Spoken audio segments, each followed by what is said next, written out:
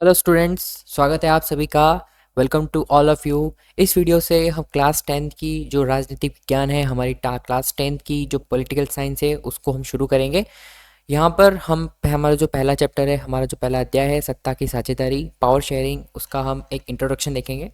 तो बेसिकली इस पूरी बुक में जो क्लास टेंथ की हमारी पॉलिटिकल साइंस से राजनीतिक विज्ञान है, इस पूरी बुक में हम क्या पढ़ने वाले हैं, जो आप पिछली क्लासों से पढ़ते आ रहे हैं, पिछली कक्षाओं से छठी सातवीं आठवीं नवीं में जो आप पढ़ते आ रहे हैं।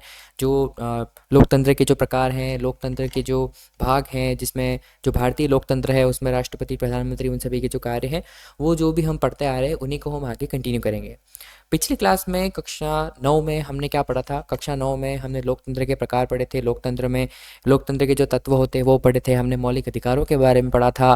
फिर प्रधानमंत्री, राष्ट्रपति और विभिन्न प्रकार की जो शक्तियां हैं उनका वर्गीकरण, और इस प्रकार से दूसरी दूसरी चीज़ों को हमने क्लास 9 में पढ़ा था, जो कि एक हमारे संविधान का एक बेसिक स्ट्रक्चर हमें बताता है कि किस तरह से कौन सी चीज़ें काम करती है।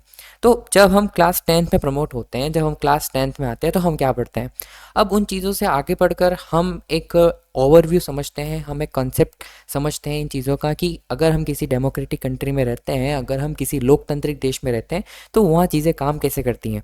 अलग अलग तरह के जो संकल्पनाएं हैं, अलग अलग तरह की अवधारणाएं, जैसे कि हम बात कर लेते हैं धर्मनिरपेक्षता की अवधारणा है, जो शक्तियों का बंटवारा होता है वो किस तरह से होता है।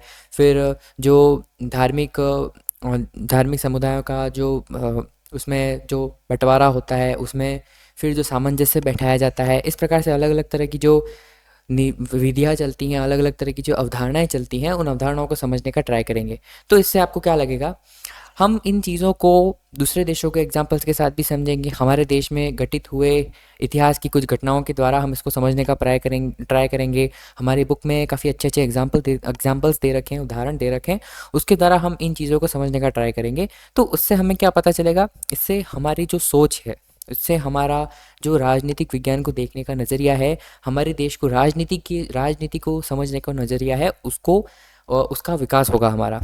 जैसे कि हम उदाहरणों के द्वारा, हम पिछली बीती हुई जो घटनाएं हैं उनके द्वारा, हम अभी की जो ज्वलंत घटनाएं हैं उनके द्वारा ये समझने का प्रयास करेंगे कि विभिन्न तरह के जो कॉन्सेप्ट होते हैं, अलग अलग तरह की जो अवधारणाएं होती हैं, अलग अलग तरह के जो शब्द हैं वो किस तरह से काम करते हैं, उन शब्दों को वो शब्द क्यों दिए जाते हैं, इन जो संकल्पनाएं दे रखी हैं, जो शब्द दे रखे हैं, वो किस प्रकार से अलग अलग स्थितियों में, अलग अलग परिस्थितियों में लागू होते हैं, और वो किस प्रकार से इन सभी चीज़ों का संचालन होता है, और ये सभी चीज़ें किस प्रकार से एक एक पॉइंट पर लागू होती है। इन सभी चीज़ों को हम बारीकी से समझने का ट्राई करेंगे।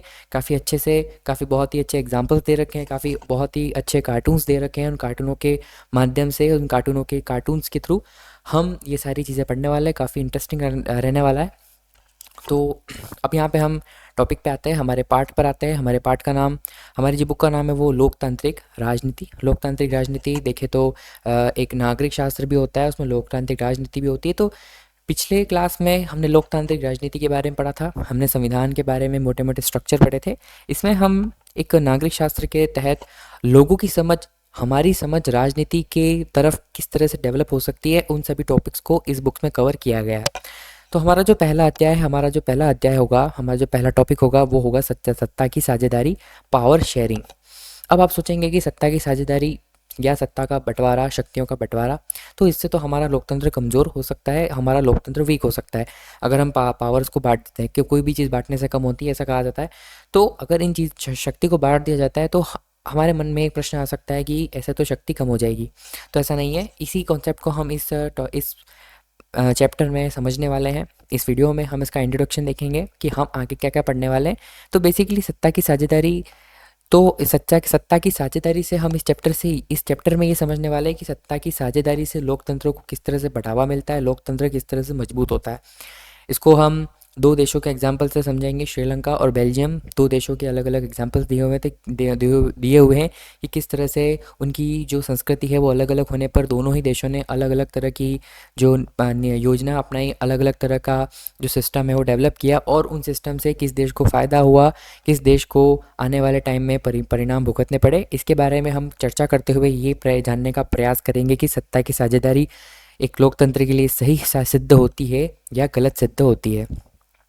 एक बार देख लेते हैं। अब हम आगे देखते हैं कि इस चैप्टर में हम क्या क्या पढ़ने वाले हैं। इन पॉइंट्स के थ्रू हम सत्ता की साझेदारी को, जो पावर शेयरिंग होती है किसी देश में, उस पावर शेयरिंग को समझने का ट्राई करेंगे। ठीक है, तो इस अध्याय में हम क्या पढ़ेंगे, पहले बेल्जियम और श्रीलंका के बारे में एक ओवरव्यू देखेंगे।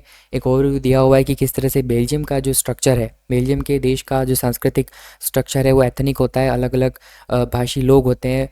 भाषा में विभिन्नता, संस्कृति में विभिन्नता, लेकिन फिर भी लोग साथ में रहते हैं। तो किस तरह से उस विभिन्नता में बेल्जियम जो चीज़ अपनाता है उसको तो आगे पढ़ेंगे, लेकिन बेल्जियम और श्रीलंका का जो भाषाई स्ट्रक्चर है, जनसंख्या का, किस तरह से एक भाषा बोलने वाले लोग अलग, उनका कल्चर अलग, संस्कृति अलग, उन विभिन्न संस्कृतियों को, लोगों का हम एक बार तो इंट्रोडक्शन देखेंगे, किस तरह से उनका विभाजन हो रखा था लोगों का सांस्कृतिक रूप से। लोग साथ में तो थे लेकिन सांस्कृतिक रूप से बटे हुए थे, तो उसका हम स्ट्रक्चर देखेंगे। इसके बाद में हम पढ़ेंगे कि श्रीलंका में बहुसंख्यकवाद। तो बेसिकली श्रीलंका में जो सत्ता की साझेदारी है वो नहीं की गई थी, पावर शेयरिंग नहीं की गई थी। श्रीलंका में बहुसंख्यकवाद को अपनाया गया था। बहुसंख्यकवाद क्या होता है और उस बहुसंख्यकवाद को अपनाने से श्रीलंका में फिर क्या परिणाम हुए, श्रीलंका में आने वाले साल में जो राजनीतिक परिणाम क्या झेलने पड़े, उसके बारे में पढ़ेंगे। इसके बाद में हम बेल्जियम की समझदारी। बेल्जियम ने, देखिए, श्रीलंका और बेल्जियम दोनों में ही सांस्कृतिक विभिन्नताएं थी, दोनों में ही भाषाई विभिन्नताएं थी लोगों के बीच में। तो श्रीलंका ने बहुसंख्यकवाद अपनाए। उस बहुसंख्यकवाद अपनाने से श्रीलंका को कौन से राजनीतिक परिणाम भुगतने पड़े, और बेल्जियम ने अपनी कुछ समझदारी दिखाकर ऐसे सिस्टम को, ऐसे कल्चर को अपनाया कि बेल्जियम को आगे चलकर राजनीतिक रूप से किसी भी तरह के दुष्परिणाम को भुगतना नहीं पड़ा। वहाँ पर अभी भी जो सत्ता है वो स्थायी रूप से चल रही है, सत्ता बहुत ही अच्छी रूप से वहाँ पर संचालित है। तो उन्होंने ऐसे कौन से तरीके अपनाए सत्ता को संचालित करने के, उसके बारे में पढ़ेंगे। इसलिए यहाँ पे लिखा हुआ है कि बेल्जियम की समझदारी, बेल्जियम ने ऐसे कौन से समझदारी से काम लिया, ऐसा कौन सा स्ट्रक्चर बनाया, उसके बारे में पढ़ेंगे। इसके बाद बेल्जियम की समझदारी से ये पॉइंट निकल के आता है कि सत्ता की साझेदारी क्यों ज़रूरी है। बेल्जियम की समझदारी, बेल्जियम के सिस्टम से हमें तो ये समझ लेंगे कि सत्ता की साझेदारी अच्छी होती है। फिर उसके बाद में ये भी हम डिस्कस करेंगे सत्ता की साझेदारी क्यों आवश्यक होती है। ये हमारा मेन एक क्वेश्चन भी बनेगा, एक प्रश्न भी बनेगा कि सत्ता की साझेदारी क्यों ज़रूरी है, समझाना होगा। तो इसी पॉइंट के अंदर हम समझेंगे कि सत्ता की साझेदारी जो होती है, जो पावर शेयरिंग होती है, वो ज़रूरी क्यों होती है और वो किस तरह से लोकतंत्र को बढ़ावा देती है।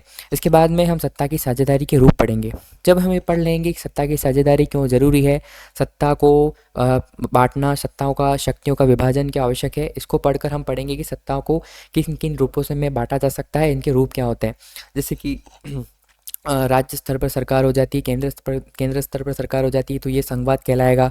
इस तरह की सत्ता बांटी जाती है। इसके बाद में जब न्यायपालिका, कार्यपालिका, व्यवस्थापिका, इस तरह से अलग अलग शक्तियों को अलग अलग ग्रुप में दे दिया जाता है, तो इस तरह की सत्ता की साझेदारी, जब एक ही दो अलग अलग पार्टियों के लोग जब कामों को बांट लेते हैं, जब अपने कार्यभार को बांट लेते हैं, तो इस तरह की अलग अलग जो सत्ता की साझेदारियाँ होती हैं, इसके रूप कौन कौन से हैं, इसके बारे में हम इस पूरे चैप्टर में डिस्कस करने वाले हैं। वीडियो बाय वीडियो, एक एक वीडियो में हम डिटेल में हर एक टॉपिक को अच्छे से डिटेल में डिस्कस करेंगे। तो सो डोंट वरी, काफ़ी मज़ा आएगा। काफ़ी ही अच्छे अच्छे कार्टून्स हमारे बुक में दे रखे हैं और एग्जांपल्स के थ्रू हम इन पूरी चीज़ों को समझने का ट्राई करेंगे। तो आई होप यहाँ पर आपको एक अच्छा ओवरव्यू मिल चुका होगा। एक ऊपर का जो एक मटेरियल होता है वो मैं आपको समझ में आ गया होगा। आई होप कि इस चैप्टर से रिलेटेड हम क्या पढ़ने वाले हैं और इस चैप्टर में हम एट लास्ट हम चैप्टर में क्या समझने वाले हैं। किसी भी तरह की प्रॉब्लम हो तो आप कमेंट बॉक्स में लिखकर आप पूछ सकते हैं। तो मिलते हैं अगले वीडियो में। धन्यवाद।